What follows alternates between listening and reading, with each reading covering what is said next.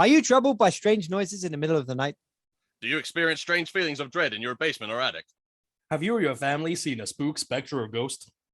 Of course, it is the Geek Week in Review, episode 24. Welcome back. Buckle in. Here we go.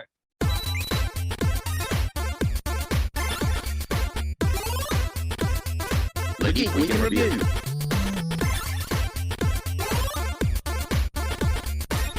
Hello and welcome back to the Geek Week in Review, episode 24 with me, Jacob's Toys, of course, the wonderful one and only SuperSorrell, and Ryan Speaks Geek. If you're listening on podcasts, then please do download, share, subscribe, all of those things that you do for podcasts. And if you're watching on YouTube, all the same applies. Like, share, subscribe, follow, all of those things. Check the description below for Ryan's channel and, of course, SuperSorrell's channel. Give them guys a follow if you don't already. Gentlemen, what a week. Week 24. I'm going to auto-tune that bit soon because I got like there's a rhythm to it. You know, you gotta like, you gotta share, you gotta subscribe. It's on the podcast, it's on the YouTube. I just try to get it out as quick as possible because I just want to get into the details. That's what it is. But you got to say it. You got to get the plugs out. You've got to get the subscriptions out. From a long way from episode 1. Let's put it that way. Where you didn't even tell people to sub. So. I know. Remember that, right? Remember that one. Now, 24 weeks ago now. Crazy. And, we got to the end, and Sorrell was just like, and don't forget to like, share, subscribe. And I was like, what are you doing, mate? Yeah, no, you got to do it. You got to put it out there. But yeah, week 24. I mean, there's been loads going on. Obviously, Ghostbusters AFTERlLIFE. We are going to talk about Ghostbusters AFTERlLIFE during this show a little bit later on. So if you haven't seen it yet, then make sure you do go and check it out at cinemas. It is out now, but just your warning that there are spoilers ahead for obviously the plot and various bits and bobs. So if you haven't seen it, then we'll give you a heads up before we get into it, but just as a little bit of a little pre-warning. Let's start off with I'm going to say, but of course, unless you were a follower of social media this week and you're a toy collector and in-demand toys, comics and cocktails, and Kapow decided to upload the picture across. Oh, I know. I mean, She was really funny. I've seen the film now and I still haven't seen that. Have you not? Well, the funny thing is, I remember seeing a leak of it. I'm not going to name and shame, but one toy shop that uploaded it quite a while ago. And I kind of screenshot it, but then I couldn't load onto it, if that makes sense, because they'd obviously taken it down, knowing what they'd done. But then, yeah, everyone uploaded it. So it was a massive spoiler. But if you haven't seen that already and you haven't seen the film, then this is your little bit of a heads up that we're going to talk about a little bit later. But we're going to get into Hawkeye first. So MCU is back on Disney Plus with a new show, one that we have all been looking forward to, and that is, of course, Hawkeye, with 2 episodes on the launch. So you both catch up on it? You both watched it? Yep, seen both episodes. Brilliant. Really good. Here's how I think it's connected to Spider-Man. Spider-Man 1. Mate, I was actually surprised. No, I was surprised that there wasn't any kind of like links or people trying to link it somehow, that, you know what I mean? That third guy in the Tracksuit Mafia was called Andrew, and the other one was called Toby, which obviously mean, you know. But no. But in all seriousness, I thought that it absolutely delivered. I mean, I've really been looking forward to this one. I'm a massive Hawkeye fan, and I didn't actually get to watch it like the second it dropped. And like Sorrell messaged me and was like, "Have you seen it yet?" And I'm like, "No, I've got to wait. Like, life has got in the way, but don't tell me what's happened." But yeah, what were your thoughts? Have you seen it now? Yeah, before we go into it. Yeah. I watched it. Watch it like the day it came out, because the problem is, if you are like us, you know, people who do nerdy YouTube stuff and the Geek Week in Review, and you're on lots of mainly Facebook groups and stuff like that, you kind of have to try and see it on the night out if you don't want spoilers, because it's unavoidable. Even now, my own browser has turned against me because I just opened the internet and the suggested links underneath are like, you know, there was the spoiler for Ghostbusters before I'd even seen that, so I was really annoyed about that. Then it's like Hawkeye. Yeah, can't believe this happened in Hawkeye episode 2. It's like, so if I haven't seen it, the internet, just by being the internet, ruins it. But it was awesome. It was good. It was good.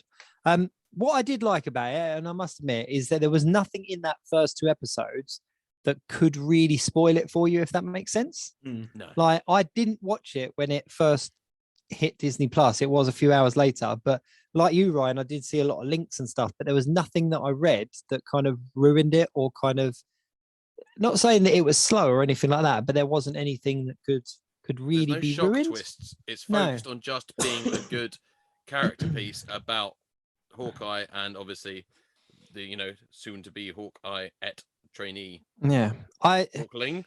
I'm liking the fact that they're doing every character is kind of doing a passing of the torch now. I kind of like that. We've had like a passing of the torch from all the major characters nearly. So yeah. I do like that touch that they're kind of like, we've done our time, now it's your turn, you go.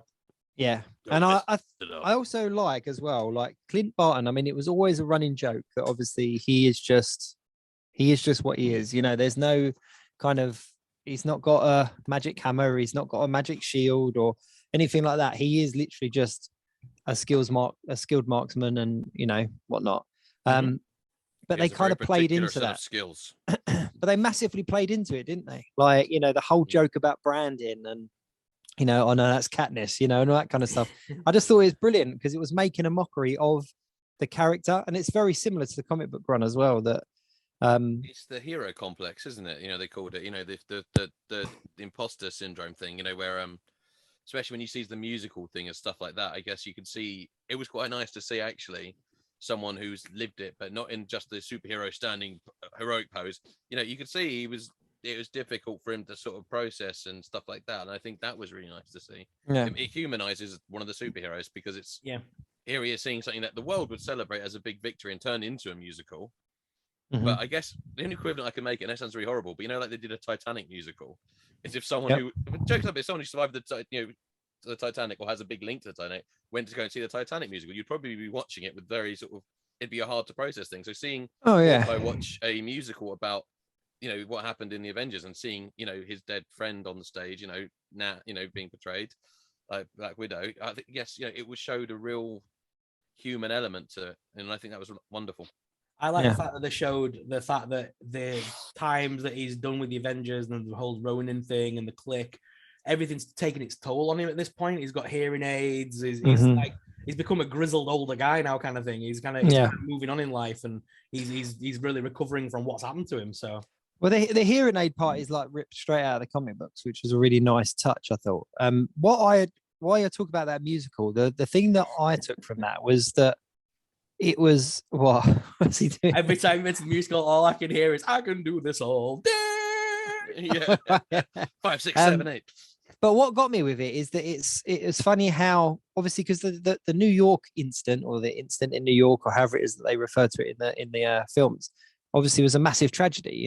When you look at things like Spider-Man Homecoming and there's all the destruction, there's all the people that died and stuff, but how we as humans kind of turned that into entertainment and how they had kind of made a musical very quickly because obviously Clint Barton's there watching it and he's still very much the person, how they turned it into an entertainment piece already and it was popular. It wasn't.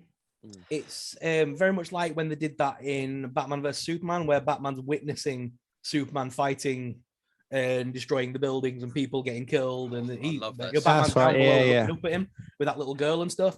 It reminded me of that. It's kind of like that humanizing the fact that buildings are getting destroyed and it looks awesome on camera. Behind those walls, there are people running for their lives. Things going on. I liked that little bit at the beginning with the family and stuff and the young version of her and stuff. That was really like I said to my brother, like, this is really hard to watch a little bit, as a father now as well with a daughter. I was watching going, oh my god, that's like really horrible. Yeah, there was one error in that. Did you notice what the error was? No. Yeah, there's one massive error. Did you just lick your fingers with nerdy delight that you'd worked something out? No, I got coffee. It was such a tasty. Did you see that detail? No, I spilled coffee. It wasn't anything as eloquent as that. So I am going to edit that. No, I'm not going to. I'll leave it in. Come on, this is a podcast. We can't edit anything out. But there was a real obvious mistake. So when you watch Avengers, the Stark written across the building is left just as the A, isn't it? And obviously that foreshadows the Avengers Tower. But in Avengers, the K is the first bit to get blown up. And in Hawkeye, there's I think it was the T and the R were missing or the S and the T or something, but the K was still there. So it was kind of like they got it so like scene for scene accurate with him jumping off the building and swinging through the window and stuff. And then I was kind of like, you've totally missed that bit though. So someone at Marvel got fired. Thanks to Jake pointing that out.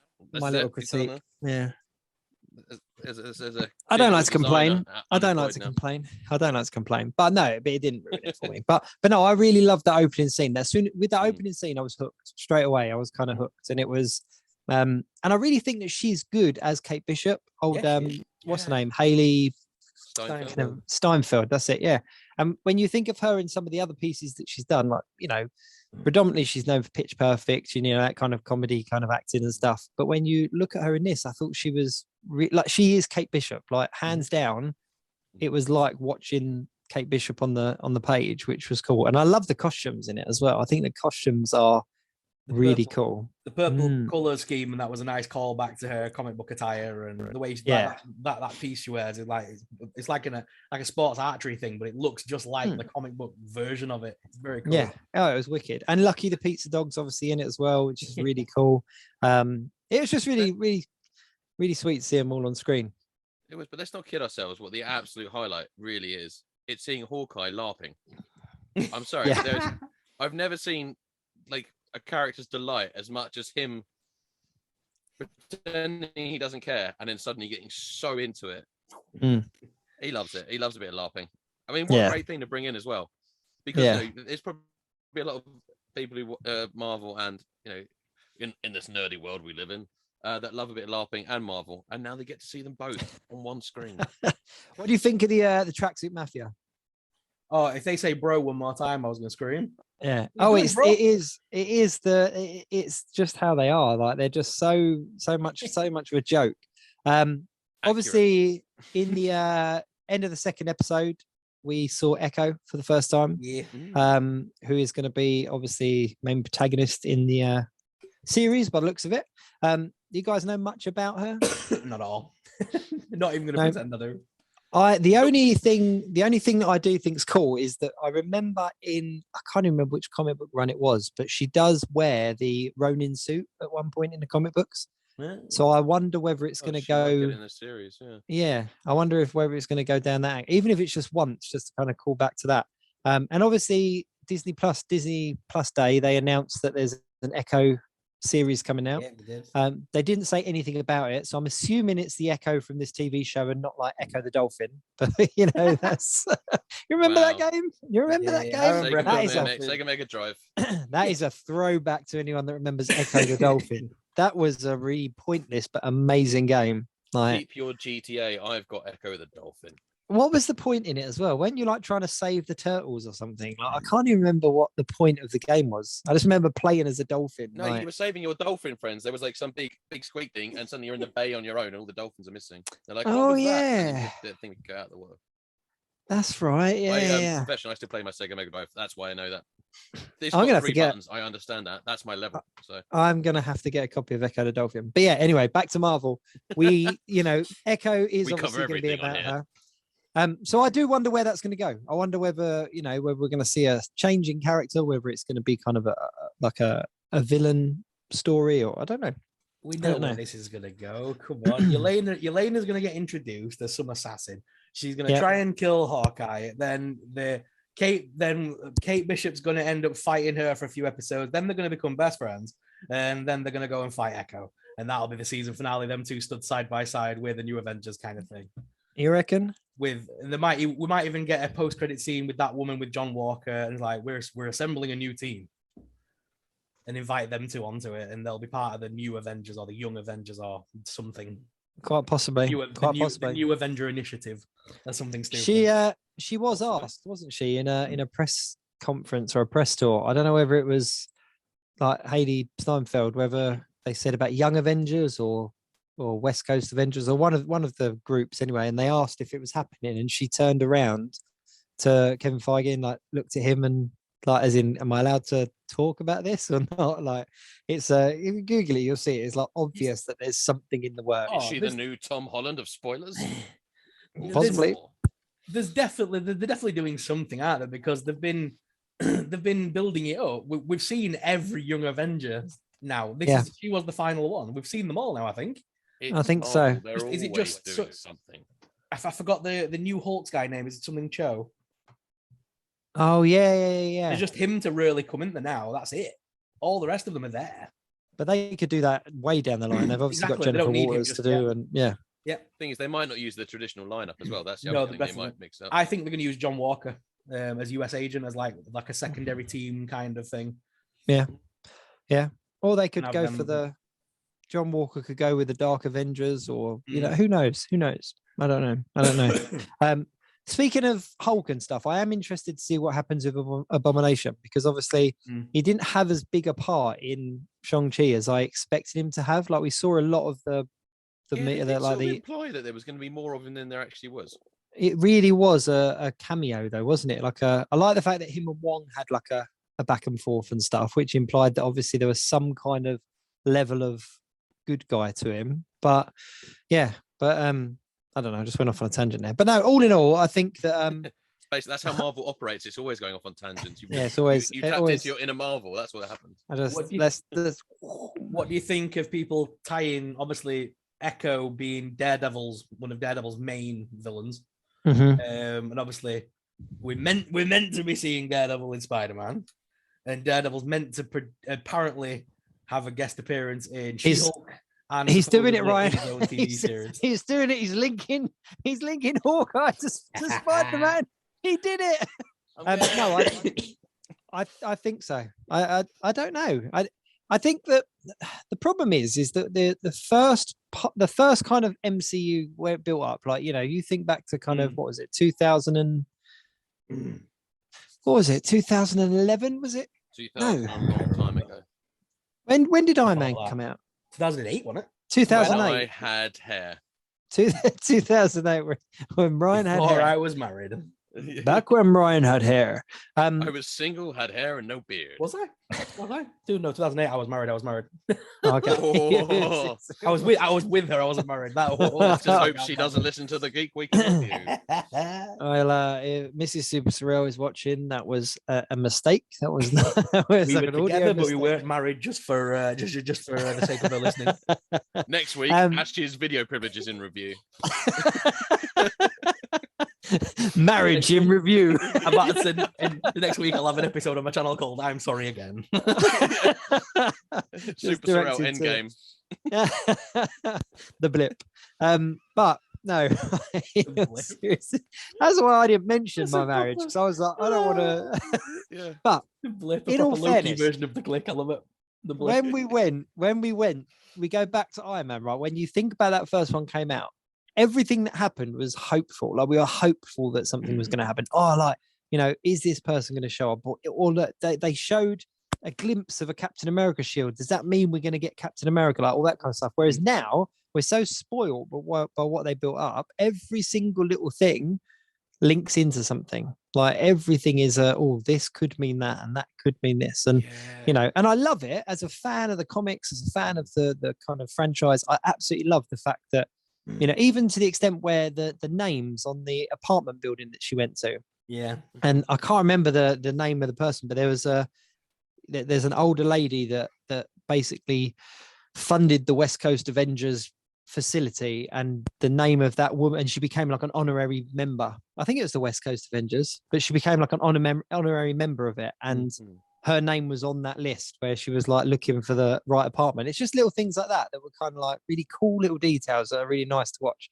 But I also think because it's such a big franchise, they can play around with that now. They can. So I don't know. I think that there'll be enough put in with things like Echo and stuff that if they need to or they want to, they can link it in. But if they don't have to, they don't need to, sort of thing. So that makes sense. There's a lot of wibbly wobbly stuff there. This thing, I've been watching Marvel so long that made sense. It shouldn't have made sense, but it did make sense. I was like in my head, I was proper like the accountant. Because in my head it was looking like the Loki variant thing, where it's just splitting off on the roof. Just when you edit this video, if you do not put the meme with all the competition things coming up, that's it. Just all the things. But it is like that. It is like that. But I think that's what I enjoyed about Hawkeye the most, is that it really was just stripped back to basics. And it was just about this guy wanting to get back to his family because he's done with the superhero stuff. But there was loose ends that he had to. I know. It's a nice touch, isn't it? But there are loose ends. As soon as that Ronin suit came out, it was like, I need to do this. And his wife knew what he was doing and why he had to do it. It was just cool. I like the fact no one knew he was Ronin. Yeah. Sorry. Sorry, The Ronin thing. Yeah, it was definitely like they've kept that a secret, and it's kind of cool though. But although I did have to laugh halfway through, and I thought if they really think that was the same guy chasing them, he's now I know, a cute little girl. But okay, yeah. I love the I love the LARP like tie-in as well, the live action role play thing. Like all I wanted was Paul Rudd to show up and do what he did in like Role Models. Just a little just there in the background in the kiss makeup. Yeah, just kiss a little Hawkeye, you do this cameo. too. Awesome.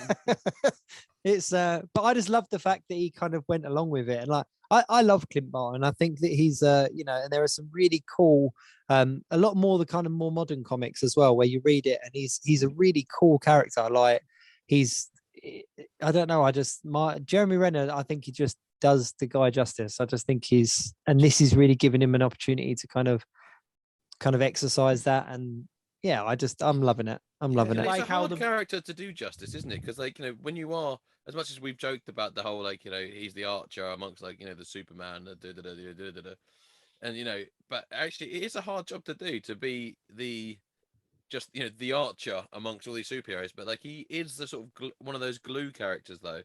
That's a bit like how Wong is and Nick Fury. But you know, same with Hawkeye though. It's a very glue-like character, because sometimes you just need the grounded human person to go like, can we just take it back to human people, please? I love the fact that there's only 6 episodes as well, and he mentioned in the program there's only 6 days till Christmas. He's only got 6 days to get there. So I'm guessing, I'm hoping the final episode is him closing the door to his family at Christmas, kind of thing. Yeah, that'd be nice. Yeah, I think that'd be a nice ending. And I think that's run down to Crimbo, isn't it? Which is good. That's all. I think that's part of the reason why I'm really enjoying it as well, because I kind of know where his story is going to go. Like they're not gonna end Clint Barton's story on a cliffhanger or with him not getting what he needs. You know what I mean? They're going to show him getting back to his family, and that's going to happen. That's going to happen. They would be horrible, evil people if they didn't. You know, if they. It will be a Clint didn't make it over Christmas. The cliffhanger is. It will be Hawkeye is about to get to the front door. His wife rings him, and she's like, "Did you get him the Turbo Man doll we asked for Christmas?" And suddenly the camera zooms on Hawkeye's face, and he has to go all the way back to New York to get a Turbo Man doll. Yeah, maybe. Wait, am I getting my film franchises crossed over? Maybe. Or his friend runs out and tags him and runs off. Or they call him into the Bourne like Legacy. What was his name in? Because he wasn't Bourne, was he? But he was in the Bourne film. What Bourne film was it? Bourne Legacy. That's it. Yeah. Yeah. No, I like Jeremy Renner. I think he's a really cool actor. And his skit on was it Jimmy Kimmel when he did, or was it Jimmy Fallon when he did the piano? You must have seen that, Sorrell. I think so. Yeah, when he does that to me was just brilliant, like absolutely brilliant. Yeah, no, I'm enjoying it. I'm looking forward to seeing where it goes. Not a huge amount plot wise to kind of discuss at this point. You know, it kind of setting up, isn't it? It's that establishing kind of episodes. Nice to watch something fun. It's enjoyable. That's also not linked to multiverse and all that kind of stuff. It's nice to sort of watch something that's kind of away from all that. Pace. And I do think after watching that first couple of episodes, the fact that we know it's only 6 episodes long, it's the countdown to Christmas. I genuinely think this will become like, like we were saying, like the Christmas thing to watch each year. That every year going forward now, as a Marvel fan, you can have the HAWKEYE TV series to sit and binge. Yeah, that'd be cool. Yeah,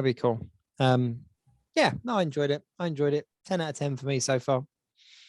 You know, I think it always was going to get a 10 out of 10, but yeah, 10 out of 10 for me so far. Before we move on, boys, if you don't mind. Sorry, go on. What are you going to say? No, go. Are we done on Hawkeye? Are we done? Are we finished? I think so. Mine wasn't about Hawkeye, so. Cool. Before we move on then, guys, would you mind if I just give something a little plug away? Plug away. So on the 8th of January, live on the SuperSorrell channel, I will be doing the midweek review, the midweek geek. I haven't quite decided on name yet. I'm thinking it's going to be the midweek geek. We're going to be doing that every Wednesday going forward in 2022. It's going to be going out live at 8 p.m. UK time. And I'll be doing that every Wednesday night. And I'm going to hopefully have these guys on occasionally with me, Ryan and Jacob, along with other guests and stuff. It's going to be a lot of fun. So please do tune in if you would like to get more geek in your week. Or more geek in your week. There's a Your week. tagline Oh, if that's I've ever good, heard yeah. one. I like that. You like that? Yeah, no, Yeah. I'm That's looking on the forward to it. t-shirt. I'm looking forward to it. It'll be a nice, like, kind of bridge between obviously episodes here, and you know, it'll give us, you know, if it's a live as well, you're gonna have kind of stuff with people, you know, questions and stuff coming in, so it kind of gives That's us a bit of idea. a. We're gonna Yeah. I'm gonna set up a Skype thing so that people can basically call in like an old call-in show. Oh. So like the things that we've Oh. discussed, the things that we've discussed on the Geek Week in Review the previous weeks. Obviously, it'll go out on the Monday night for people to watch. By Wednesday, they'll hopefully like listen to us, and they can call in with me on Skype and have a chat about the stuff we've talked about, or express their views back to us on some of the subjects we've raised. Amazing. That could go one or two ways, but you know, it'll be fun. Yeah. Week 30, I'll be calling in being like, why'd you cut me from the show? Can I come back, please? Yeah. So yeah. So obviously in the description below, I've already put Sorrell's details, but do check it out. Give him a subscription if you don't already, and then yeah, tune into that midweek geek.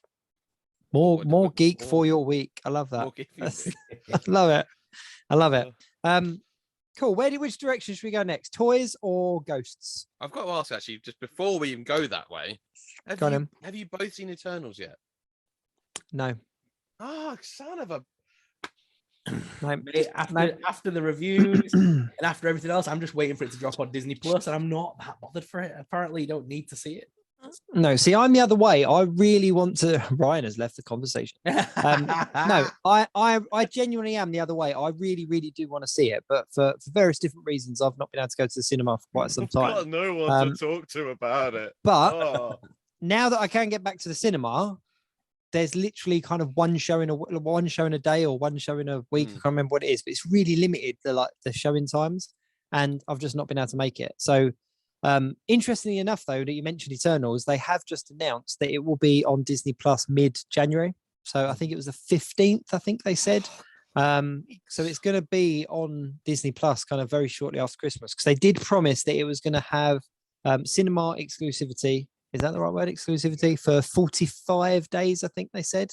And then that's up around mid-January. So it will be on Disney Plus very soon. So it was a proper Marvel thing to see at the cinema as well. It's got a lot of scope to it. Oh, I completely agree. I do agree. I will try to get up there. I promise. I need someone to talk to about it. I had the choice between all the films at the cinema, and I went Ghostbusters. Yeah, fair of course, I can get that. Of course. So let's go on to Ghostbusters a little bit. Let's talk about Ghostbusters.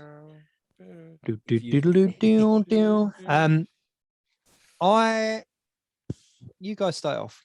Go for it. You've not seen it yet, right? I haven't seen it.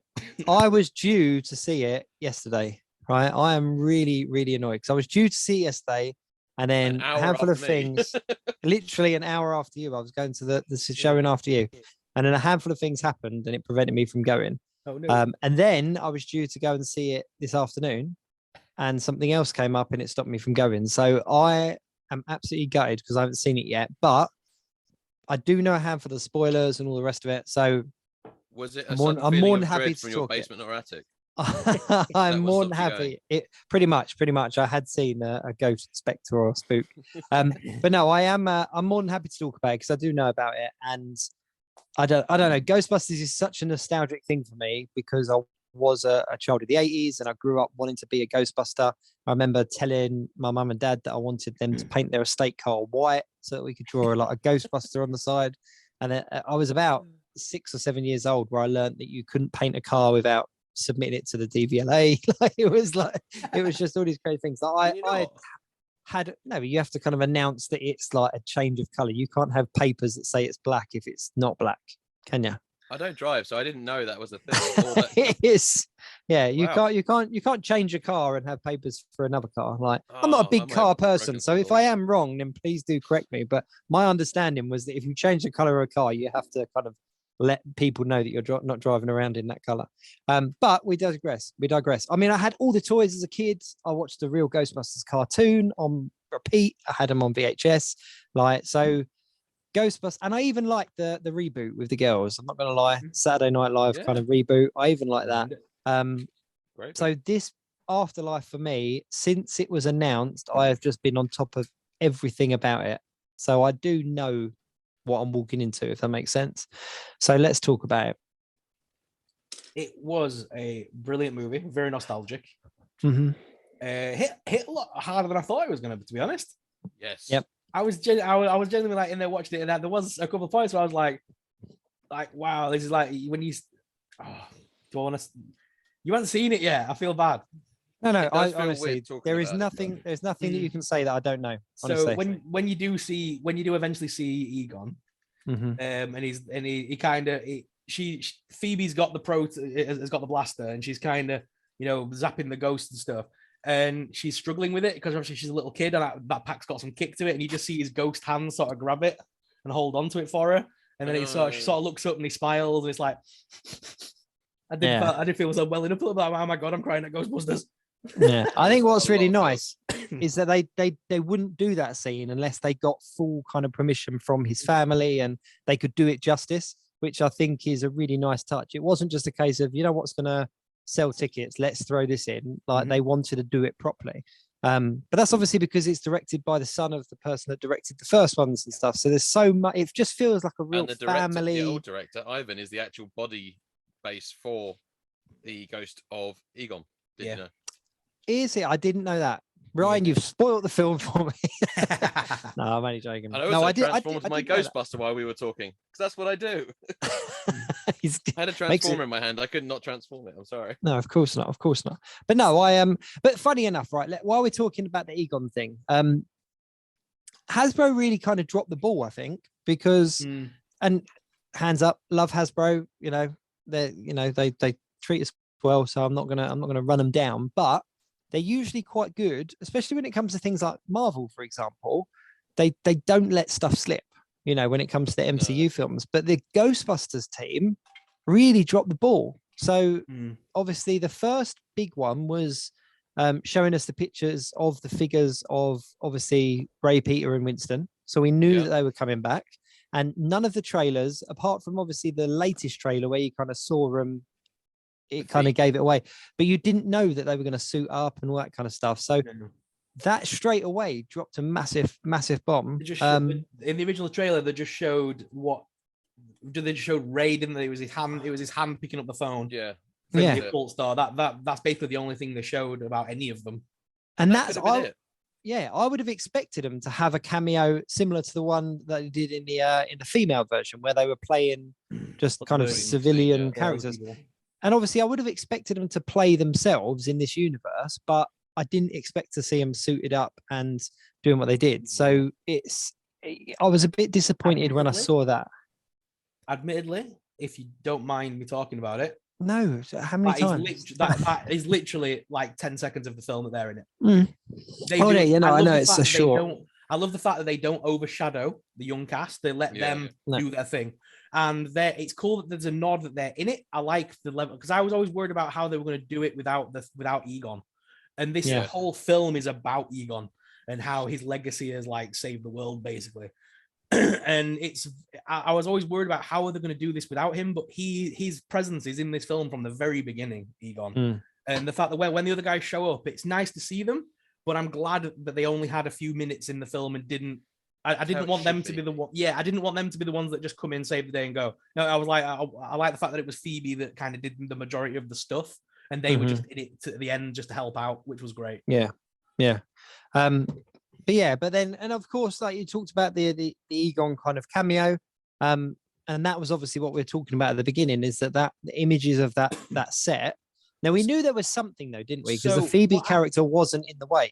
Yeah. So what happened was, they actually did a live stream before the film came out, and then they did a Ghostbusters Monday that nobody saw. They did a Ghostbusters Monday, a Hasbro Fan First Monday. Exactly. Nobody did.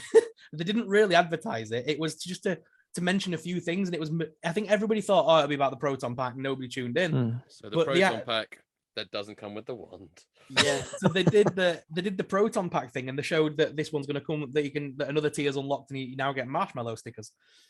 Anyway, that's a different story for a different day. But and notebook stickers. Notebook stickers, yeah. Hold up. And then of course they released the fact that they're going to do the little mini Stay Puft Marshmallow Men in toasted form. Yeah, as a variant. That's pretty cool.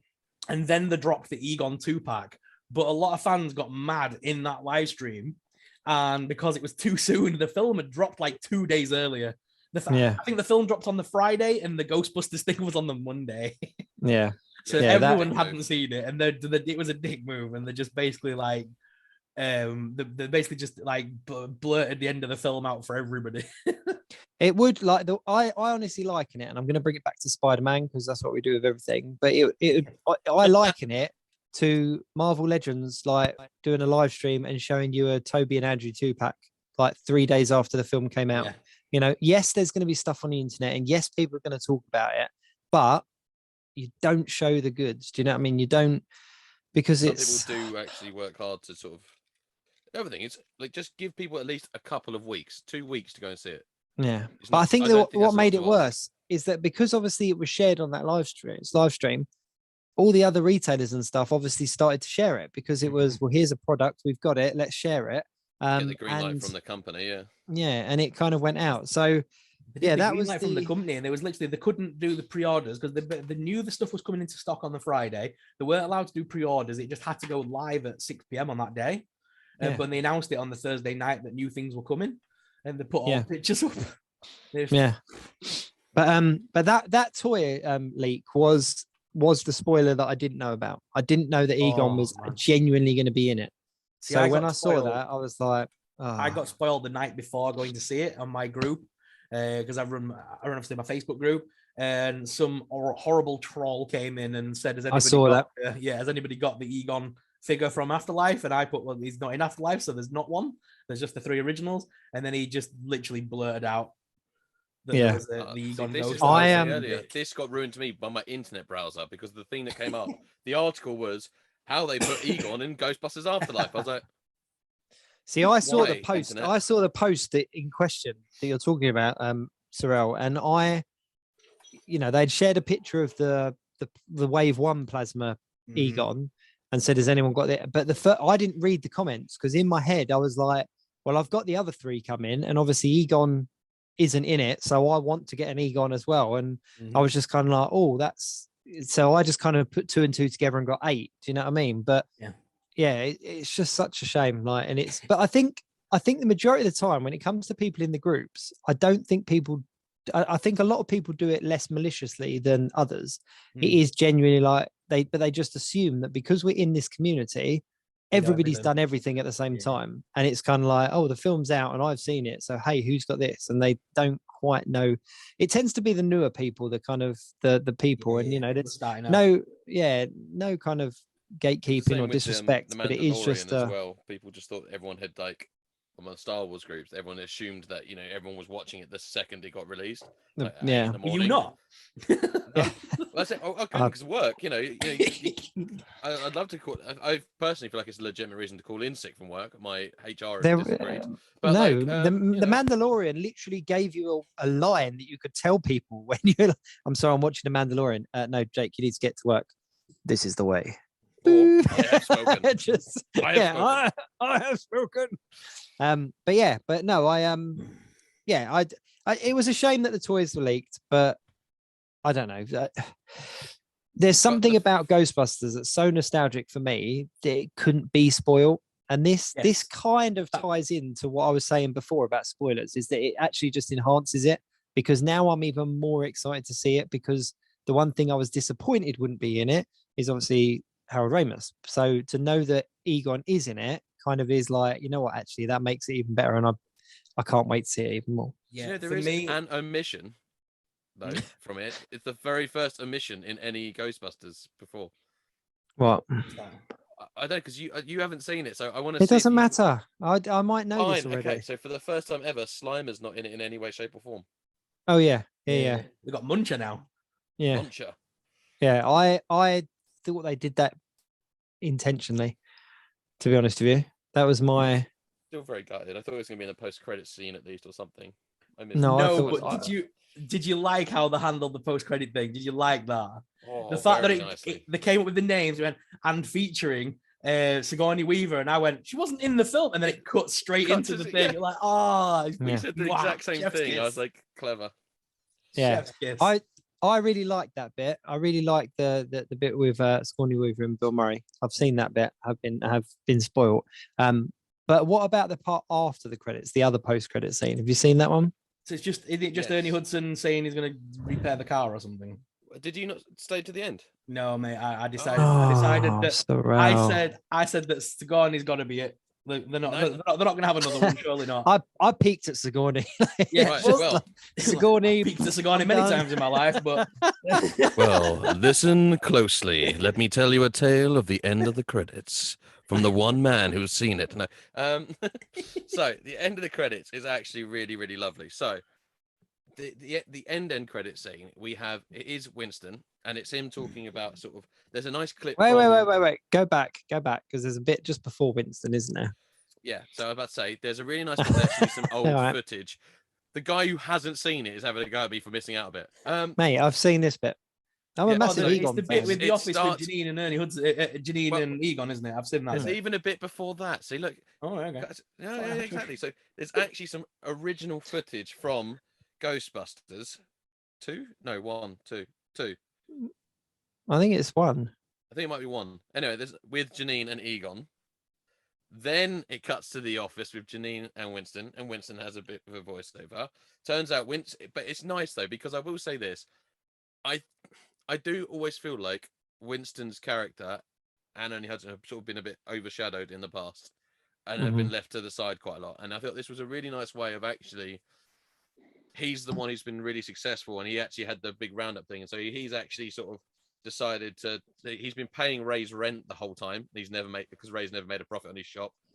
And, he's decided to buy back the Ghostbusters firehouse. Which I know Ray makes a joke about it being a Starbucks now, but it obviously wasn't.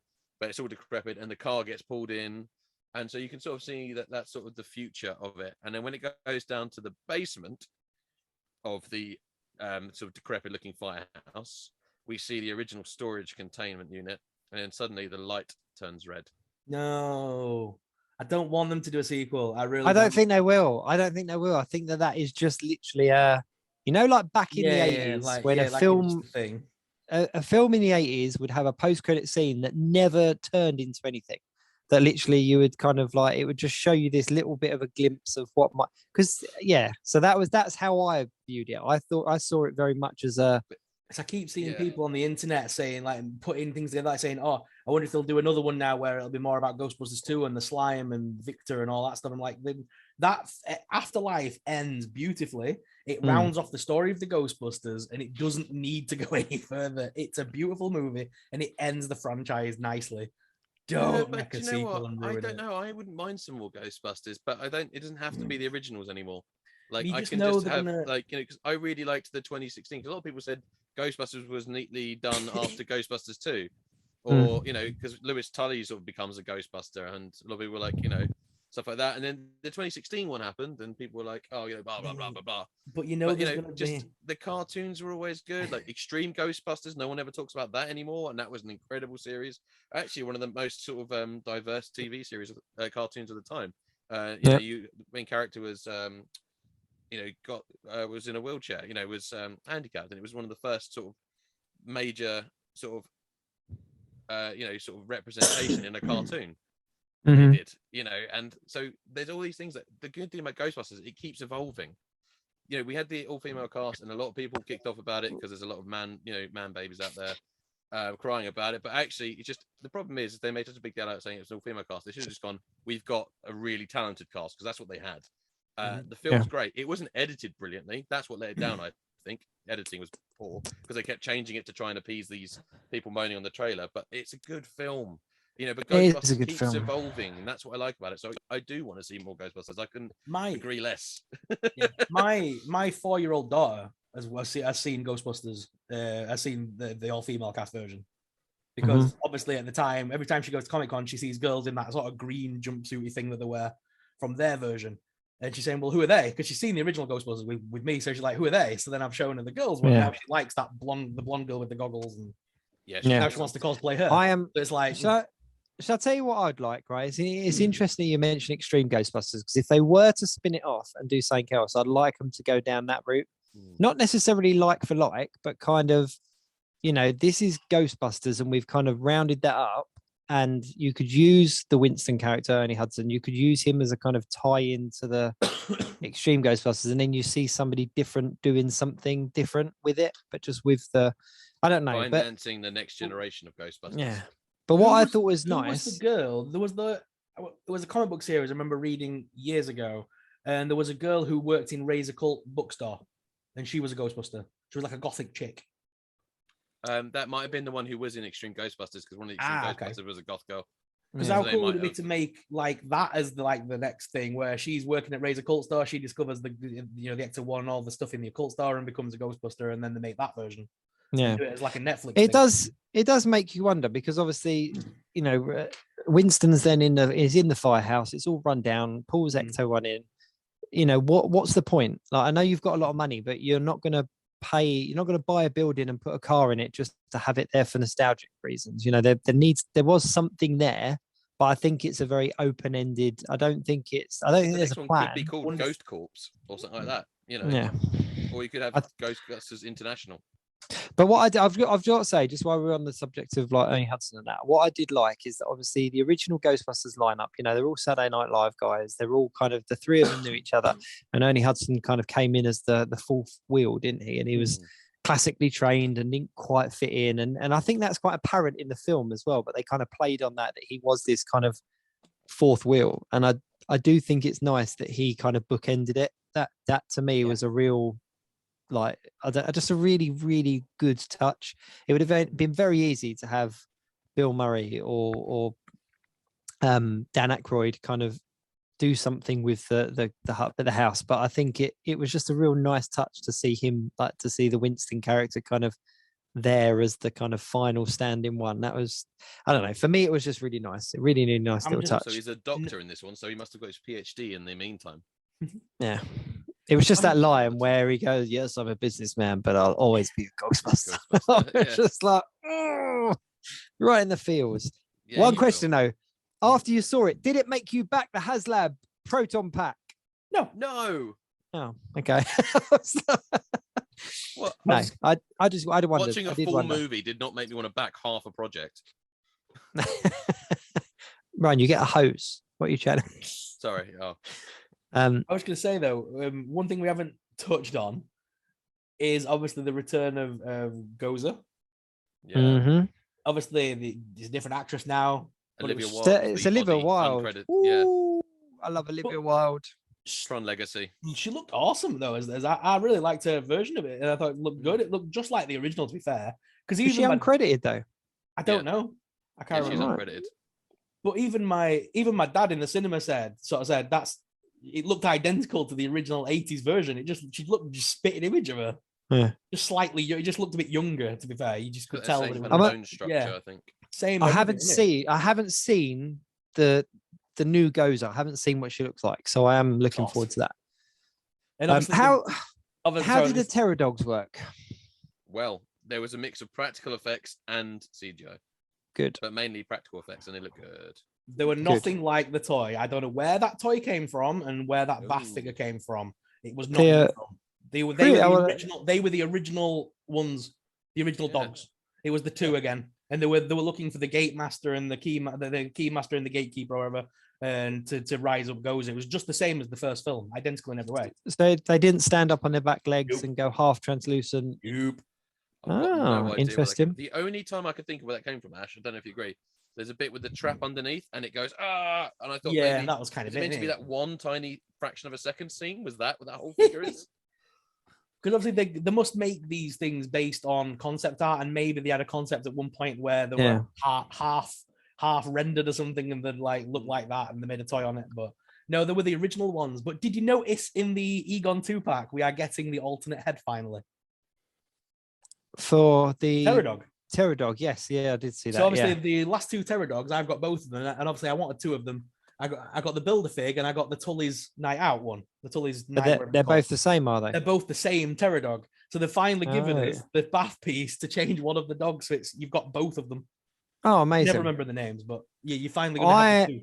I had the Diamond Select, and I held on to them for so long, and I kind of got rid of them quite a while back, and I'm kind of kicking myself a little bit now because They were really good, the Diamond Select ones. So one question then, the mini puffs, were they massively big in it, or is it just a blink and you'll miss it kind of? Was it that bit in the store with Paul Rudd? They were there to sell merchandise. Let's be honest. I think they thought that's where I was going with it. Yeah. Sell merch. It will. They do cute little things with them, and it's hilarious at the time. Paul Rudd's reaction to it is brilliant, but it wasn't anything story related or mind blowing. Oh, okay, fair enough. You could have taken them out, and it would have made a difference to the film, basically. Yeah, it's just merchandising. It was merchandising, that one. Sometimes you need just a bit of fun, though. One thing we have to say, though, how good of a casting was Paul Rudd for that movie franchise? He just slotted into that perfectly. His comedy style, everything about the guy, because he's a bit of a geek in real life as well. He fits into that film, and I think obviously he would have been like a child of like the 80s and stuff, wouldn't he? As well, he's not much older than us, really, is he? No, he can't be. He would literally have been like a big kid in the 80s as well. So I think that was the perfect franchise to slot him into. Actually, no, his first acting job on TV was in a Nintendo advert for the Super Nintendo system. Yes. Yeah, I remember that. I don't remember seeing it, but I've seen it. I think he is in his 50s. What's interesting is I remember way back when, so before the girls version, what was it? 2016 was that one? Yeah. Before 52. That one came out. Now, obviously, they're all Saturday Night Live actors as well. So that was, for me, that was how it kind of tied into what the first one was, because it was like, you know what, the bones of the film is the same. They're all from the same kind of place and all that kind of stuff. And that's why it worked. But before that came out, there was a lot of talk on the internet about there being a Paul Rudd, Seth Rogen kind of Ghostbusters lineup. Do you remember? Yeah. The Frat Pack one, yeah. Jonah Hill, yep. I think Will Ferrell's name was in there at one point. Yeah.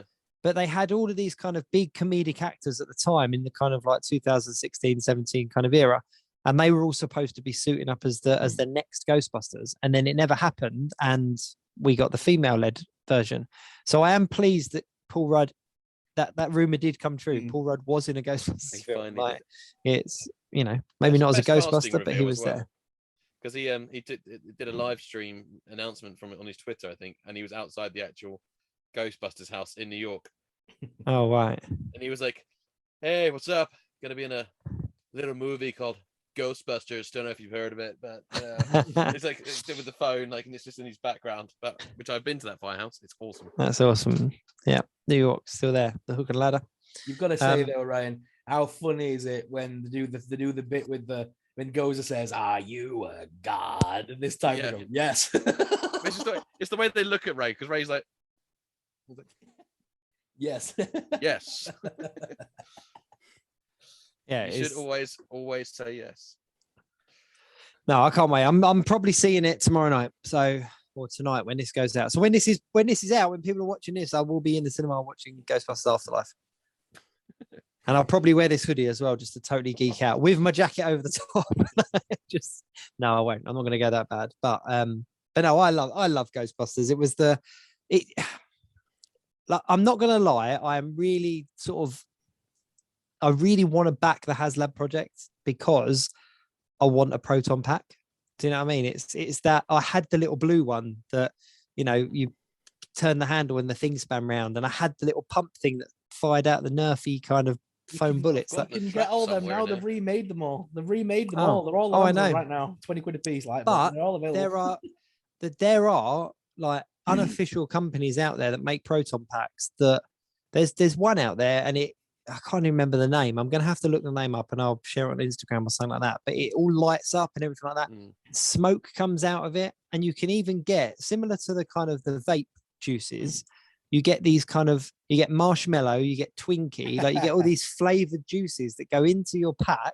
So when the smoke comes out, that's the smell that it emits, which is just amazing. And I just think, you know what, if I was going to back it, I'd rather get something that was all lights and like bells and whistles and everything, as opposed to something that was kind of official HasLab Ghostbusters kind of thing. Like, I think that, so I'd love a proton pack. If I was going to cosplay as anything, I'd love to cosplay as a Ghostbuster. But my biggest thing is the wand being sold separately. For that much money, I don't want to have to then spend another huge amount of money. It's not like the wand's 20-30 quid. You know, No, it's not another 150 quid. It's a lot of money, you know. So you have to back something, and then you have to try and get something which, even if they say they're going to re-release it, probably won't be in enough numbers. No, it's gonna be difficult. I must admit, I think if the wand came with it, I'd probably back it without thinking. Like it would be one of them ones that I'd back it a lot quicker. Yeah, I think I probably would have backed it by now if the wand was with it. But I think they missed the trick.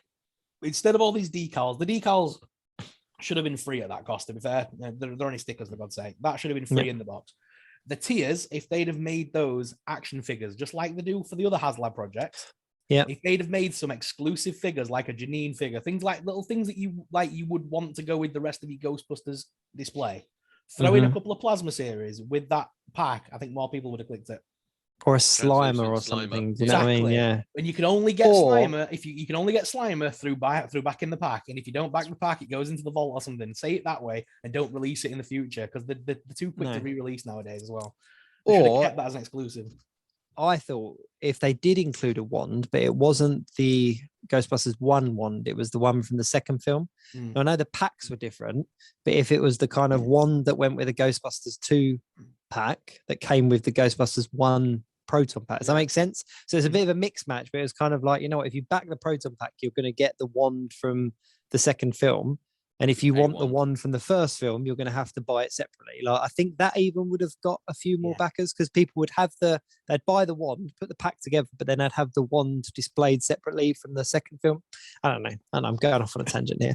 But no, it's the trap or a PKE meter. Don't include a trap. Yeah. So if they do a HasLab PKE meter, I'd be all of that. Yeah, I've got nowhere to put the pack. But a little PKE meter I could put on a stand or somewhere, you know what I mean? That's like small enough that I could do something with. I'll just wear it on my belt all the time, like a 90s dad with his mobile phone. You know, I'll just have that thing on my belt all the time. Hang on, beep, beep, beep, beep, beep. Like just any opportunity I could. We're okay. Yeah, no, I don't know. I'm really excited. I am really excited. I'm as hyped to see this as I am to see certain Marvel films. I'm not going to lie. I literally was. Yeah. When I went to the cinema that day, I went and picked up my brother, I picked up my dad, and we were on his way, and I was like, Ghostbusters! I could feel myself getting excited for a film for the first time in a long time, to be honest. Yeah. That's probably the most excited I've been for a film since Endgame, probably. Really? That's awesome. That really is awesome. So before we move on to toys, while we're on the subject of films, I've learned a little bit of knowledge about Spider-Man, and it would not be an episode of the Geek Week in review if we didn't talk about Spider-Man No Way Home at some point. So rumor is that Toby and Andrew are in it. We all know that's the rumor. But they're in it for about 20% of the movie. So they're not a blink and you miss it cameo. They are in it for a significant amount of time. That is what I've read. And I'm not gonna say much more because I don't want to spoil it, but they supposedly are in it. I don't care anymore. Yes, you do. Don't pretend. I don't. Don't pretend. Because the problem is, like, the only way to confirm it is to see it now. And like, I could put a thing on the internet tomorrow saying Andrew Garfield and Tobey Maguire morph into one being called Andmire, and you know they're like some weird speed. I could just spread that around. I could be like Daredevil's the guy who punches lizard. I could just say anything now. Because I've already said this on groups. It would be a big upset if in that final fight scene it wasn't 3 Spider-Men and it was Daredevil, Spider-Man, and Venom. That would hurt people. Possibly, but I don't know. Or it's Doc Ock. I tell you what, though, Spider-Man, and then whoever the third hero ends up being. One thing I would say about Spider-Man that I think is absolutely incredible is the hype is so heavy that there are so many massive things that can happen in this film. No one's focusing on them, if that makes sense. Yeah. So there's obviously the multiple Spider-Men. There's Venom. There's Daredevil. There's obviously the stuff with Doctor Strange. There's so many different options of the way this movie could go, and I think that one way or another people are going to get blown away. But that's it. That's all I'm going to say on Spider-Man. I'm going to come out of the cinema and everyone's going, what do you think? And I'm going to be like, it's over. It's finally over. Drop down on his knees like platoon style. For me, I've got an awful feeling this is going to be the last Jedi moment for Marvel. I'm sorry. I don't I've know. got this feeling that because because if things like The Force Awakens had such a hype and it ended on such a thing that we were like, oh my God, bring on the next one. And then the next one came and people had built it up in their minds for so long. Maybe we'll see this, maybe we'll see that. Oh my God, we're going to see Leia and Luke reunite and Han Solo and he's now dead. And what's going to happen? He's going to come back as a Force ghost. Anakin's going to be in it. The hype was so unreal, right? And then when people saw it, the internet just turned into savages. And I've got an awful feeling. The only reason I'll say that's not going to happen is because of the change of studios and stuff with the Star Wars films. It was different people leading different ships. It was whereas three different people wrote it, for God's sake. Yeah. Whereas this, the originals had the same people. Yeah, the prequels, the original had the look of the fact that it was George Lucas that oversaw all of it, so it had a cohesive arc. The sequel trilogy had the downfall of it was three different people writing three different movies. Yeah, exactly. But obviously, when this does go out, Force Awakens and last one together. So when this episode does go out, it is what they are coining as Spider Monday. So basically, it's Cyber Monday. Obviously, we've had Black Friday going into Cyber Monday. And they've kind of hijacked that and changed Cyber to Spider, and that's the day that the tickets go on release. So the tickets go on release on Cyber Monday. Spider Monday. Are there going to be any product reveals? Are there going to be any drops? Are there going to be any extra trailers? Are we going to see anything? I think we might, because you can't kind of create a day just for tickets. Like, that is a massive thing. It would have to be things that wouldn't do a midnight showing at the Odeon, because I would love a midnight showing of Spider-Man. I think they are going to do it. They've got to. Most of the cinemas are going to do midnight showings for this. Same as Endgame. What happens, guys? And we have thought about this. Have we thought about what's happening in the news recently with this new Omicron that sounds like a goddamn transformer? If that shuts down the cinemas, if that causes us to go into a lockdown and shut down the cinemas, there's going to be goddamn riots. Do you know what the biggest Spider-Man delayed till January? The biggest problem with that variant is, has anyone ever watched Futurama? Yeah. Because all I can think of is, I am Lur, ruler of the Omicron CIA. That's all I can hear when the people are talking about this variant. Well, let's hope that we get this film out, at least for a day or two, so that some people can see it. The big Marvel revolt across the revolt across the world because of the lockdown, not because of health and safety, because of Spider-Man. J.K. Simmons at the front, bring me Spider-Man. And the fact that the fact that they couldn't put it on Disney Plus even if they wanted to. No, can you imagine? It's a Sony movie. Sony would not unleashes its own streaming service of just that just one film just £50 a month. That would be one hell of a launch, though, wouldn't it? That would be one hell of a launch. You know that so many people would jump on that as well. Exactly. Oh, don't Ryan, don't do it. Don't do it to us. So let's move. I tell you what, let's move off. I don't want to talk about negative possibilities. Hasbro obviously released a whole bunch of figures on what was it, on Black Friday, wasn't it? They all came out. Now they're all things that all of them. But there were figures that we knew a lot of them were coming out, didn't we? Let's be honest. All of them were coming except the Ghostbusters. We knew all of them except the Ghostbusters. Yeah, the Ghostbusters was the only surprise drop. So obviously we had the Egon Phoebe 2-pack that was revealed to us a few days before by various people. We had the MCU Vulture, which is like the upgraded version, which I still think is tied into this film. I'm sorry.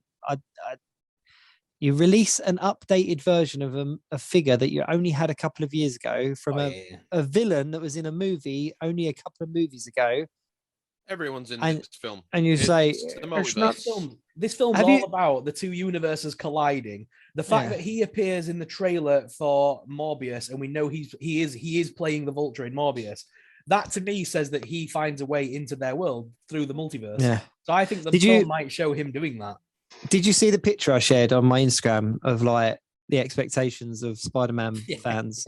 And it was literally every franchise. Like it's like King Kong and Jurassic Park, and so that is my expectation. Just let you know, Marvel.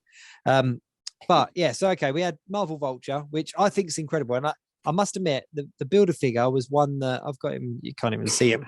He's up there. He's up there. But he was one that I was really pleased to get because he was a great big kind of figure. He was a wicked figure, a wicked character in the film. And I really liked the updated look of him and everything.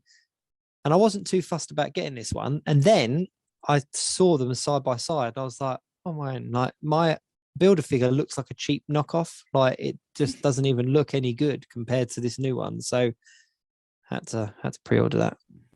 So did we not feel sorry for the Power Rangers fans a little bit? Yeah, Power Rangers was a letdown. Because the fact that they just paid out over £70, I think it was, for Pudgy Pig to come with a fancy 90s style lunchbox. Yeah. And then a week later, literally a week later, they dropped the single Pudgy Pig in a box. Yeah, but they're doing stuff like that because fans will start getting wise. No, but getting exclusives going. It will come out. They did tell us that on, I think it was on PulseCon. Yeah, they did announce it and basically say that this is coming out. This is the con exclusive, and this is the standard release. So we kind of knew it was happening, but it was very close. Yeah, it was close. There was no exclusivity there for having that. No. It's like the Venom, the cell shaded Venom. We all know they're going to re-release that at some point without the cell shaded, and that's going to happen. But I think if they release that the week later for like 15 quid less, I would have been annoyed. But yeah, I don't know. I felt a bit sorry for the Power Ranger fans, but then I think if I was collecting Power Rangers, I probably wouldn't have bought the con exclusive, knowing that I could get the standard one. And I don't think there's any differences. Is there any? Because like the MODOK, for example, there's a lot of differences with the to eat your lunch out of, and one doesn't. Jake, that's what. That's the plastic lunchbox. The MODOK, the World Domination Tour MODOK, and the I love that one. That's so good. He is really cool. I'm not going to lie, he is really cool. But the color of him, like even the coloring on I did a side by side video, but he's very different. He is a very different figure than the original one that we got. So. But is the Pudgy Pig that different, or is it the same? It just doesn't come with food accessories. So it literally is the same figure. So yeah, it's the exact same figure with the same hands, the same weapons. The only thing it doesn't come with is in the exclusive pack. It comes with obviously the yellow box, which is plastic, not tin, which upset a lot of people. It's just a plastic lunchbox like from the 90s, and it comes with 3 accessories. It comes with like a taco, like a bowl of ramen noodles, and like a plate of something. And those are the items that don't come with it, basically. Wow. And you can get a taco in pretty much every knockoff Deadpool figure on AliExpress. Like it's like the little taco. I've got about 15 of them that I've just kind of absorbed them in trades and stuff. Like I've bought things and people have just sent me 3 plastic tacos as part of it. Like it's almost got enough to open up his own miniature taco restaurant. Almost. But yeah. So and what else was there? So there was the Vulture. There was the Ghostbusters, Pudgy Pig, and then there was 2 other there were two other Power Rangers. Power Rangers that I've got no idea what they are. Yeah, I'm not down on my Power Rangers enough to know who they are. I followed it up to MMPR, and that was it. After the original lineup left, I was out. I was too old. I was pretty much up to let's see, Lightspeed Rescue, Time Force, probably up to Wild Force. So I went quite far because I did the whole Zordon saga effectively. Which was the movie that had the original Red Ranger in it, where he got stuck in some jar that some dwarf had in a forest? Oh, the Turbo movie. That was where I cut off, and I was like, "No, I'm done with this now." That was awful. Turbo as out. a series was awful. I didn't watch Turbo really. I skipped that one. That movie was where I basically went, "I'm done." Yeah. Well, because you had the original one with Ivan Ooze and everything, which was awesome and stylized and so 90s it hurt. Which I've got mine, which is signed by Rocky over there. I've got. I occasionally, if I'm ever feeling down and depressed in life, I can pop that movie on, and I know it will make me smile for 90 minutes straight. Because it is the most 90s childhood warming thing I've ever seen in my life. Exactly. Yeah. And then the Turbo movie came out, and it's the biggest pile of keeping it PG that I've ever seen. It was awful. They got Jason, Kimberly, and maybe Zach, I think, back, and they were all tied up, and they had to be saved from going into what obviously was not lava. Basically, it looked like someone had actually kidnapped them, and the evil layer was actually the fun house. Awful. No, I love Power Rangers. Power Rangers played a big part in my childhood, but I see apart from kind of like Jason David Frank, who's kind of literally stayed on top of it and is sort of basically the same person he was when he was very first introduced. I kind of see it the same. Pulling in the original cast is almost like kind of re-releasing Gladiators with the original lineup. Like it's like I can see it, and I'm pleased to see that they're there, and it hits the nostalgia, but it's not as threatening as it was back in the 90s. Do you know what I mean? I'm pretty sure I could get through that eliminator quite easy. No one could get past the wolf. But nowadays you can probably just like nudge him and. But no, Wolf was just a knockoff Wolverine. So bad, wasn't it? It was so bad. Apparently, he was a really lovely bloke who looked after his mum. My mum and dad knew him. My mum and dad played. My mum and dad knew him. They went to the gym with him, and when Gladiators launched, it was like, oh my god, like he's actually made it. He's kind of got on telly. But yeah, it was. Anyway, we digress. We digress. Bring back Jet. Woo. Every time I go to cons, because obviously she's in our neck of woods all the time doing Comic Cons. I love even to this day, I'm like, you're still awesome. I remember when I went down to Southend and they opened up like the fairground down there, and Jet was there doing signings, and it was the most random thing. Like, this theme park's opening, and this Gladiator that was on telly 6 years ago is here opening it, and I was just like, yes. This is the peak of my life. It was just so I don't know, but yeah, I jumped off the Power Rangers, although I am really hyped for Jason David Frank's been doing a what is it, Legend of the White Dragon, like a crowdfunded film-esque movie. Looking forward to it looks incredible. If you follow him on Instagram or any social media and he shares the behind the scenes stuff, it looks really cool. I can't wait for that to drop. I've said for years, I don't know why Hasbro and Saban haven't come back to make a series based on that comic book where Tommy's the villain. Because when they did the release of the Draken figure, they got Tommy back to do the advert for it, and he looked good in the. They filmed good. So they filmed the whole bit, didn't they? Action, like an animated one, surely there's something there. Even a live action one, a TV series for kids that's like a Netflix special or whatever, and just have David Frank as the villain would be. I think that would draw people like us back in to watch it. Yeah, 100%. Every kid loved Tommy. Every 90s child was either Tommy or Jason. Yep, hands down. Hands down. I was always a Tommy kid, so I mean, I'd be in for that straight away. Yeah, I always loved Zach, but I couldn't dance. With his what was it called? The kung fu. It was a name for it, wasn't it? That was his that was his move in the credits, wasn't it? The bit that got me was when Tommy was kind of brought back. When he was the villain, and then he was brought back as the White Ranger. Zordon slowly just descending, totally dick moved, like Jason. He was like, "Tommy, you have returned, and you are now the leader of the Power Rangers."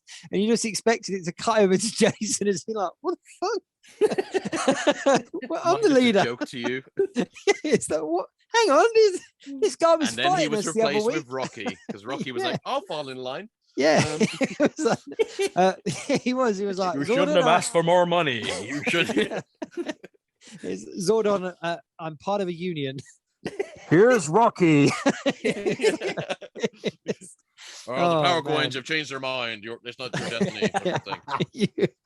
You go out that door. That's the exit. No, it isn't. Keep walking. Don't let the door hit you. It's like, brilliant. Oh, the different view that you have on it as an adult. Like, but shall I tell you what as well? Every day. You could actually do that. What I didn't realize, I went back and watched it all on Netflix or whatever it was that it was on, and I didn't realize how quickly that like Tommy and that came into it. Like, I remember watching it as a kid and thinking like Jason was in it for years. Like, it was, but you had like Tommy and Aisha and that came into it quite quickly. Which I was really surprised about. I was like, whoa, have I missed like a year's worth of episodes here or something? Different attention span when you're a kid, though. It feels like years, doesn't it? Season 1 was you were introduced to Tommy as the Green Ranger. Season 2, he gets introduced as the White Ranger. And by the end of that season, they've replaced 3 of the cast members. Yeah, it was literally kind of, I remember seeing like the White Ranger as coming in like really far down the line. Bear in mind, though, that we are talking by the end of season 2, they are about 100 episodes deep. Let's not forget that. There was a ridiculous amount of episodes, wasn't there? That is true. It just seemed to be on all the time. Like if I was getting ready to go to school, it was on. I came back from school, it was on.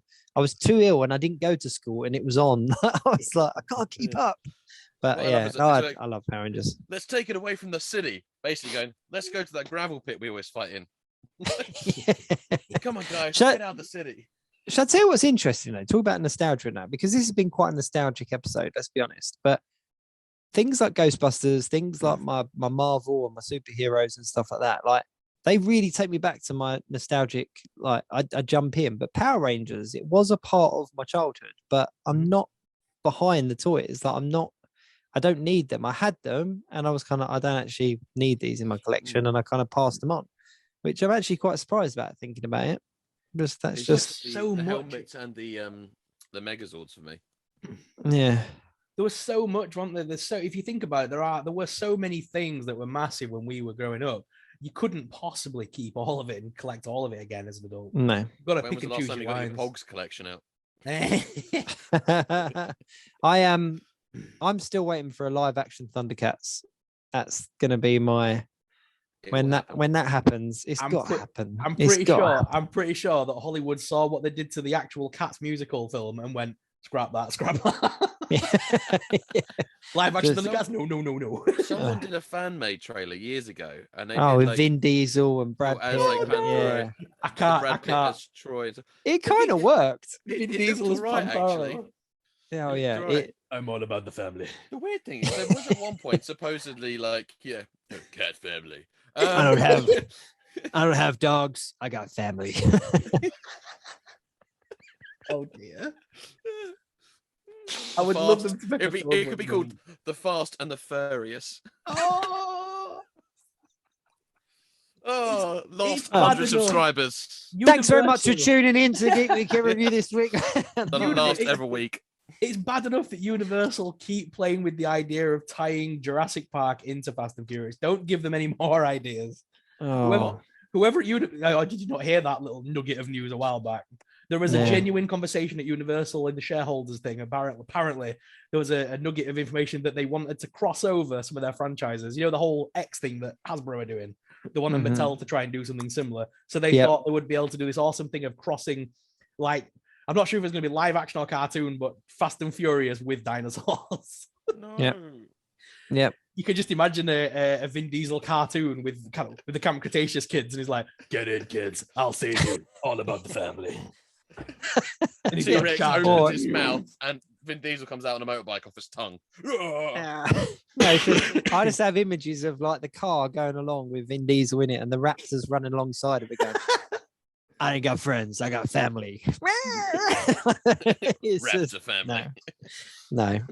Let's keep certain brands apart. Just don't do it. No, don't do it. We're giving them ideas. We should stop crossing things over. This was an idea they had. That's the crazy part. I know. But speaking of crossovers, the old Black Friday sale, which we now get in England for, apparently it lasts 3 million years as well, because I've had messages about it for about a month. And it's like, Black Friday week. We're having surely the name is that it should be on a day. It's called Black Friday. It's like Black Friday week or month. Doesn't make sense. I'm waiting for the first. I'm waiting for the first person to send me a message saying Happy Thanksgiving 1 year. I'm just waiting for it to happen. Someone's going to happen soon. But I got the crossover Marvel, so the X-Jet Transformer crossover. Yeah. And it's like 80 quid when it came out, which was just way too much. I got it for what it should have actually been, £30. Nice. Oh, nice. Yeah, so I'm looking forward to getting that. I love the crossovers, but they're just so expensive. I missed out on that Wolverine. I missed out on that Wolverine pack. I am that you've got, Sorrell. I didn't buy it because I was like, it's one of them ones that it's there, it's available. It's not going to kind of sell out anytime soon. Wolverine pack? What pack? The 5-pack that you got with the shirtless Wolverine. Yeah. It's always there. It's always in stock. So I'm like, I'm not worried because it's always there. You know, it's going to drop in price at some point, and it did in the Black Friday sale. It went down to about 80 quid, I think, and I was like, I would have got it for that, and then it went back up. So it's not even that expensive. What character would you be wanting from that pack though? All of them. Really? I'd take all of them. Yeah. I'd replace my. I thought most people were just getting it for Mastermind, to be honest, and the rest of them are just a bonus. No. I'd want all of them. To be fair, I'd I remember replace straight away. I gave away Cypher straight away. It's like Yeah, no see, question. I Gave him did away. you? Yeah, I did a giveaway on the group on Marvel Legends UK, on Community UK rather. I literally gave Cypher away and Callisto. I gave them both straight out. Not characters I'm interested in. I thought we were mates. Never mind. It was Thanks so much for tuning in to the Gateway. SuperSorrell's gone. I wanted that pack because I loved Mastermind, and obviously because I'm biased. I got asked to do it, but Mastermind and Wolverine were the two for me. I love the shirtless Wolverine. As much as we get 1,000 Wolverines, I can always do with a shirtless Wolverine. Yeah. No, to be honest with you, I looked at all of them and I was like, the Omega Red was the only one that I've got that it's quite a sought after figure. And I was like, you know what, I'd quite happily keep one and compare them side by side, keep one, get rid of the other. But I'd happily have all 5 of those figures in my collection. So it is a pack that I definitely want to get, but because it's there and it's readily available, I don't need to rush out. I don't need to. I thought it was going to be a really hard one to get, and then all of a sudden it was one of them ones that kind of pops up and just stays there. So I'll get it at some point. The way things are going, I'm not sure how you guys are finding it, but recently I've been doing toy haul after toy haul of stuff that I'm picking up in stores now. My pre-orders have just stopped coming through, but I'm finding more things in stock. It has changed. Smith's, HMV, Game, like they're really stepping up. And I don't know if it's just distribution and Hasbro are getting stuff out to those retailers, like the brick and mortar retailers, quicker. I don't know. I have literally got all the Fantastic Four wave. I've got a pre-order with Comics Cocktails, which I'm still going through with, but I have picked up every figure from HMV this week. What, the retro? Fantastic Four? I've got the whole lot now. I've got the reviews already in the bag, ready to go. And I'm just waiting on the 2 exclusives now from Hasbro, which are arriving tomorrow. Oh, I've got them. They arrived. They arrived. I've got them over there. Like I found literally all of them. It's like for a while it was just that it was Thing, Psycho Man, and not Sentry. What's that red guy called? The red one. He's called Human Torch. Which one are you talking about? The villain. Psycho Man and the red villain. I forgot his name. What? Why have I gone blank? He's got a right stupid name. Why have I gone blank? He's got a vert in his name. Fantastic Four. No, but it's like the villain. It's the red guy who's also in Avengers. He was with X-Men. He's the guy that basically wants to cross DNA and create the superhuman or something. He was with Talk about something else. It will come to me in a second. But anyway, it was. I managed to find. It was just them 3 that kind of appeared first. But then this High Evolutionary. That's the one. This week. I knew it was going to come to me. This week it was Reed Richards were in stock and Sue Storm, and then my local HMV, because I'm friends with the guy there, he rang me and just said, we've just had another box in. It's got Human Torch and Sue Storm in. I'm like, I'm on my way. Result. Yeah. Result. No, I've got them coming from, I think it's Comics and Cocktails. But I'll just sit back and wait. They're one of them things that because they are readily available in stores and people are picking them up, I'm not rushing to get them. It's like I've got the 2 Pulse, I got the Pulse exclusives, and I thought I'm not going to bust a review out straight away because everyone's picking this up. So it's I'm in a very fortunate, lucky situation where I obviously run my stall on my side business, Super Toy Store, so I can literally sell these for the same price as the Comics Cocktails price. I can just resell the ones on that I've got secondhand anyway. Yeah, but this was quite cheap as well. Oh, RC. Yeah. Did you get that on the Amazon thing? Did you see the video I put up? Yeah, that's exactly it. That's how I got it, because of you. Yeah. So I did that video where that was a really useful little video. That I was like, I watched that. I was like, oh, Transformers, and then which is good because I'm trying to complete my 86 cast lineup, like from the movie. I got some really good feedback on that video, and people have said to make that a mainstay on the channel now, like twice a month or something. Try and find the best toy deals in the UK. Post a video about it because there isn't many people that do UK based like deal videos and things like that. No, it was a good one. It definitely was a good one. But I do agree with you that there's more things in store. And I was I got the Spider-Man, the integrated suit from Smith's, and I missed it on Pulse. I missed it when it came back up on Pulse. I missed it at the other places, and then Smith's just had like an abundance of them, and I was like, oh, I'll take that. Thanks very much. And that's actually my favorite MCU Spider-Man on my shelf. Nice. Yeah. And then randomly, Smiths have now got the rest of the wave in, because I went back today and got the rest of them. today I managed to go and get the new Doctor Strange and the black and gold Spidey. So I've got them two now as well. Yeah, see, that's another one I'm waiting on delivery for. So I'm just. And HMV dropped a massive bomb of DC multiverse stuff. They literally, my shop is overflowing with them. And they had the new Batwoman from Batman Beyond, the Batwoman version. So I picked up that as well today. I was like, well chuffed for myself. Oh, amazing. Nice. Well, pre-Christmas. That is really cool. No, it's cool. It's cool to see what they're doing. I hope that they don't put, because what I have noticed on the community groups is people getting very impatient, like with orders and with retailers. Oh, have you heard from this? I've not had anything since this. Yeah, this was supposed to come out. And it's just kind of like, without sounding like, well, listen here, guys, like, without the kind of, we're very, very fortunate. And these retailers have, I've been collecting long enough, the same as you guys, that I remember the time when we would get stuff, and even now actually, that we would get stuff that American collectors couldn't even pick up because they weren't in stock and stuff. Whereas our retailers would get them over, they would get them out to us and stuff. And I think with the launch of Hasbro Pulse over in the UK and with the brick and mortar shops kind of getting more stuff in, I hope people don't sideline the retailers, the independent retailers that have basically kept the hobby alive for the last couple of years. Especially during the lockdown, they were more on it than a lot of retailers. Oh yeah, definitely. And let's not forget, even right now, it's not their fault. Basically, it's the ports. Oh no, there's no more ships are coming into the UK at the minute because of France. We're literally getting nothing in the UK. All the shipments have stopped, so it's not their fault. It's politics and the world economy that's going on right now and the world we're in. And Brexit really helped that great thing that we did.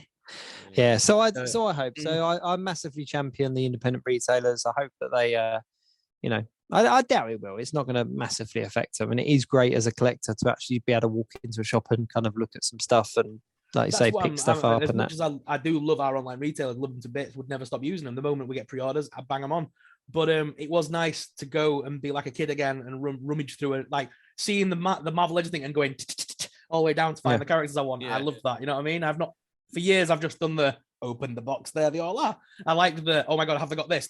Oh my God, they've got it. And oh my God, I've got this. It was like being a child again. Proper reminiscent of the Toys R Us days with Marvel Legends. That's what, I love that. It was awesome. Yeah, 100%. Cool. Anything else happened this week? I can't think. I think that rounds it up about. I don't think anything massive dropped, did it? No. Oh, we had another trailer for Book of Boba Fett, didn't we? That dropped, and that was the second trailer for that. It wasn't massive. Like, it's just kind of a rework of what. Oh no, you saw Slave One. That was the only. Yeah, we've seen Slave One. The only extra. So I don't call that anymore. Boba Fett ship. Boba Fett's flying spaceship. We saw that. Spaceship. Yeah. Why is that a thing now? I dropped the beat. Why is it working? You not call it Slave One? No, they can call it Slave One, and Disney still do call it Slave One. On all the websites, it's still listed as Slave One. It's just on one Lego packaging, they use the words Boba Fett ship, and now everyone across the world's like, you can't say Slave One. It's like, no one ever said this. It got really stupid. And the other thing is, it doesn't matter. I get why a toy company might not want to put slave on their toy for a kid's toy. I do get some of the logic, but to be honest, I don't care enough, because if I'm buying it, I'll call it whatever I want. I call it like, I mean, Optimus Prime has been Jim Bob Prime for like ages, like so, and no one's knocked on my door and told me I can't call it that. So everyone just needs to get over it. This is not Optimus Prime. This is Jeff. Well, I've got so many I've got quite a few Optimus Primes, so I have actually got one that I call Jim Bob Prime. Jim Bob Prime. Because he looks a bit hillbilly, like, bless him. It's a little bit. How does an Optimus Prime look hillbilly? Past its best. Oh, mate. It transforms into a banjo. So. Oh. No, but I think that is about it. I think that is about it for the week. I don't think there's a huge amount else. Skies.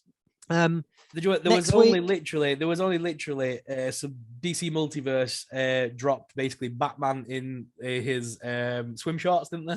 That was it. Yeah. You know, the 1966 Batman, he's got the little yellow shorts on. Yeah. That is literally it. And then an unmasked version as well, which looks nothing like Adam West. They clearly I think they're going to go hard on the 66 Batman just to try to really tap into that nostalgia element. there's such an array of characters and stuff that they could do. See, I think that's going to be their next. I got a verbal beat down when I did the reviews because I called them rubbish. But people, apparently it's a new line called DC Retro, and apparently I am outdated now. I like articulation, so I'm wrong apparently. No, to be fair though, it's each to their own. I'm a sucker for 5 POA, you know, but you know that's the thing about it. I think that's what people forget in this community. Like one of the things I both love and hate about the community is the fact that there's so many differences, but I do find it weird because, like, as you know, I'm not a big Black Series collector at all. But I'm not a fan of the line of it. But I'm never going to go to someone's video. Like, if someone reviews it and says that it's amazing, I'm not going to comment on someone's video going, "Oh, no, you're wrong, you're wrong." You know, like that's what's the good thing about making these different lines is that it's a wonderful world of different opinions and thoughts. Plus, also, people should just look at it. Is that I'm one less competitor for buying the one you want. So, yeah, that's very true. That is very true. So next week, ahead of next week, I can't think much of what's going on. Probably a few more Spider-Man rumors. Another episode of Hawkeye. There's nothing else launching, is there? There's nothing coming out. Not that we're aware of. Boba Fett is obviously coming out end of December. My guess is we're going to be talking about something Spider-Man related in regards to toys or merchandise. They're going to drop something to coincide with the ticket launch. They've got to really. Matrix will be out by next week, won't it? 4th of December, isn't it? December the 4th, Matrix 4. Yeah. Or am I making it up? Sorry, put my umbrella back down. It's just getting excited. I think it is. I think it is December 4th. I'm not gonna lie, I'm really out of touch with my cinema releases at the moment just because I haven't, you know, Ghostbusters will be my first trip back to the cinema in like a year and a half. I can't wait. There all the time. I'm seeing I'm gonna take a bottle of champagne. I'm gonna take a little picnic. I'm really looking forward to it. Cool. All right, no, I think that's it then. I think that rounds the week up, gents. Obviously, if you are still listening, then please do like, share, subscribe, all of those things. All very much appreciated. Gents, have you got any final words, final thoughts? Stay in school. No, I didn't want to round up if you guys had anything else that you wanted to say. Just I would like just me and Ray staring right into a camera. Okay, I do have one more thing. So if you guys are interested in investing, it's not a pyramid scheme, but basically I'm on top. And if I hire you guys, then we can make millions and drive. Right, let me cut there. I ain't got anything. No, but in all seriousness, if you are still watching, then please do like, share, subscribe. Check out the description below. Give these gents a follow if you don't already. Keep your eyes open for the midweek geek in review, midweek geek, whatever it is that Sorrell is going to call it. It's going to be a cool show. A little bit more geek for your week is definitely the catchphrase that we want to see. And if you are listening on podcast, then it's very much appreciated. Don't forget to share and download and all those things. Help keep us kind of just ticking over and kind of climbing those charts ever so slowly, which is really cool and very much appreciated. But yeah, until then, I think that's about everything.